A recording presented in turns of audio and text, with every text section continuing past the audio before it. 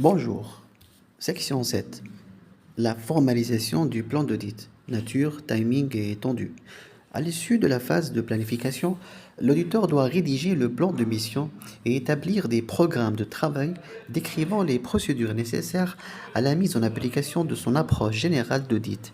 Le plan d'audit constitue un document de synthèse de la phase planification.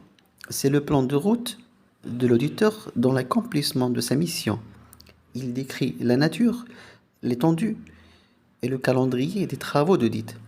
Son contenu s'articule essentiellement autour des axes suivants. Une synthèse des données essentielles sur l'entité et son environnement que l'auditeur a pu collecter lors de la connaissance. Une définition de la mission, sa nature, ses objectifs, liste et date des rapports à émettre. Un aperçu sur les principes comptables du client et sur les particularités des systèmes en place. Une évaluation préliminaire du seuil de signification globale, du risque d'anomalie significative, risque inhérent fois le risque de contrôle. Les résultats de l'examen analytique global. Une description des domaines significatifs et des zones de risque. Une orientation générale de la mission, approche à adopter et principaux contrôles à mettre en œuvre, le détail permettant la concrétisation de la stratégie d'audit est précisé dans des programmes de travail.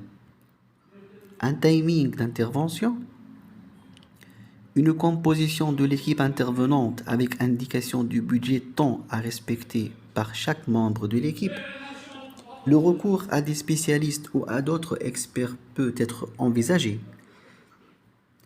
Une identification de la nécessité de l'utilisation des travaux des auditeurs internes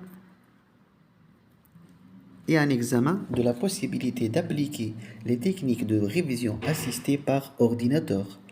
Le plan d'audit est destiné à être lu par tous les intervenants afin qu'ils puissent effectuer leurs travaux en ayant à l'esprit les caractéristiques de l'entité et le contexte dans lequel elle évolue, ainsi que les objectifs et la stratégie de l'audit.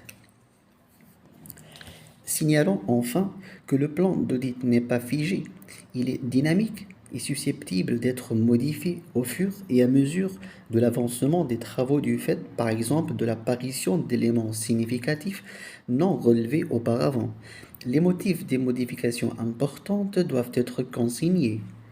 Par ailleurs, et en ce qui concerne les programmes de travail, ceux-ci sont généralement établis par cycle achat fournisseur, vente de clients, paie personnel ou par processus d'activité.